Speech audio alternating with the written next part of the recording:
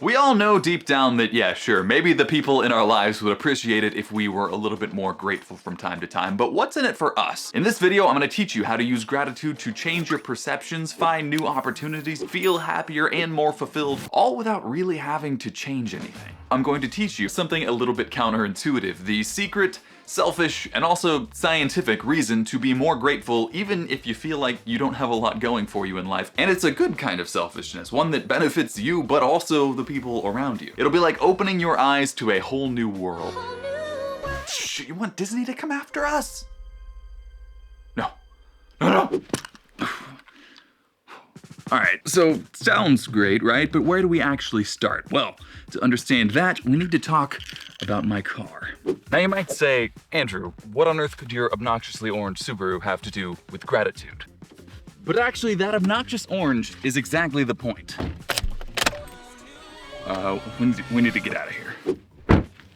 So a car that looks like this would be hard to miss, right? I'd have noticed if there were tons of them driving around everywhere in my hometown. Except no, I didn't notice them at all until I bought one. And then I started seeing them everywhere. You might have noticed this yourself if you bought a new car and suddenly you feel like you just see them everywhere, like they're coming out of the woodwork. The reason why has to do with something called our reticular activating system, or our RAS for short. The RAS is a network of nerve fibers at the base of your brainstem that does the job of acting essentially like a filter for your mind. It determines, out of all the information your mind takes in any given moment, what you actually notice and what is not really important and can get thrown out. Now here's where it gets interesting. Your RAS is heavily influenced by your focus and your attention. So the more important you act like something is, the more your RAS will start to filter that thing to you because it thinks that you should know about it. Which is why, until I bought an orange Subaru, I didn't notice that they were all over the place. But once I told my mind orange Subarus were important, all of a sudden they seemed to be everywhere. They were there the whole time. I just didn't see them. So how does this connect to gratitude? Well, while I am grateful for my car, that's not exactly the point. But the point is, if our brains can just miss something as seemingly obvious as a bright orange car, isn't it likely that they can also miss good things and opportunities that exist in our life? And there's another problem too. You see, we humans have a tendency towards something which is called a negativity bias, which means we will generally view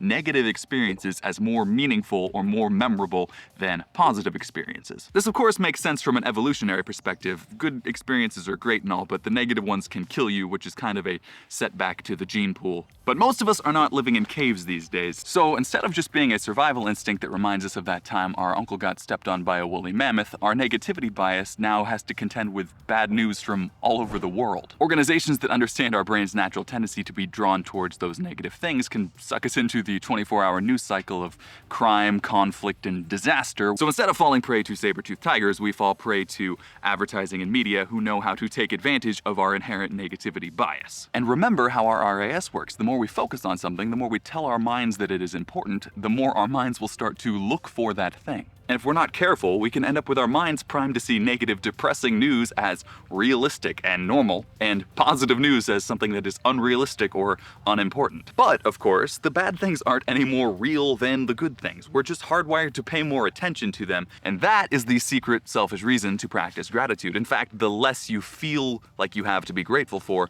the more you probably need to start practicing gratitude. You see, most people's minds and RAS have been programmed to a large extent by their environment without too much intention from them. As we know, that reticular activating system highlights things that we tell it are important. And by starting to practice gratitude, we can begin to program our minds that those things that we do have in our life that are good, and those opportunities we do have, however few we might feel like there are, those are important to us, and it should go look for some more of them. I think it might be safe to go home now. Oh, okay. So, if your brain can easily filter out bright orange cars, think about how easily it can filter out a smile from a stranger, or a random act of kindness, or just the feeling of like the sun on your face. Something you might enjoy throughout your day that gets filtered out because your RAS has not been trained to notice it. And sure, these things sound small in isolation, but when you add them all together, they make the difference between a good day and a bad day, or week, or year. The thing is that a lot of good things already exist in just about everybody's life. If you're watching this video in the first place, you have access to resources that just 20 years ago were completely unimaginable. But our mental filters and biases combine together and often don't show these things to us. So in order to start seeing all the good things that exist in life right now that we just don't perceive, we need to start intentionally shaping our own reticular activating system. Here's how you start. You get a pen and paper, or use a note-taking app on your phone if you prefer, and every day write down 3 to 5 things in your life that you are grateful for. Set aside a few minutes every day to just intentionally feel grateful for the things you already have, the opportunities you have, the good things in life that have happened to you. You could start with tiny things like just the feeling of the sun on your face in a day, or it could be huge, like getting a new job. The point is to start emphasizing to that reticular activating system that we care about these things, that they are important to us, and to train it to start finding new opportunities and new things. The goal is to make those good moments and those opportunities pop out to you like your own personal orange Subaru. Your brain thinks they are important, and so you start to see them everywhere you go, where previously they would have been considered background noise. The simple habit of keeping track of a few things you're grateful for each day is a great way to start this process, but if you want to go further, there are a lot of things you can do. You can try practicing more gratitude just throughout your daily life, saying thank you more to strangers and actually meaning it as much as possible. Practice being grateful for things when they occur, not when you're writing them down. So if something happens that you enjoy, just feel grateful for it in that moment. You could even go do something to give back to other people within your community. And on a more personal level, you can experiment with using gratitude as a way to reframe old experiences with a new positive meaning. Personally, I've had a couple experiences that were really hard to get through, but looking back on them, I can feel grateful for how much I had to grow as a person as a result, how far I've come, and how much stronger I've gotten. Gratitude has changed the meaning of those memories. I used to remember those experiences and feel sad and depressed, and now I can remember those experiences and feel courageous and strong and proud of myself. Using gratitude to reframe your past experience allows you to shift your perception of your current self. Maybe you're not a victim of past hardship and experience, but instead a courageous survivor who learned and grew stronger through overcoming that adversity. And as if that weren't enough of a reason to start a gratitude practice, it's also been linked with better sleep, better focus, more patience,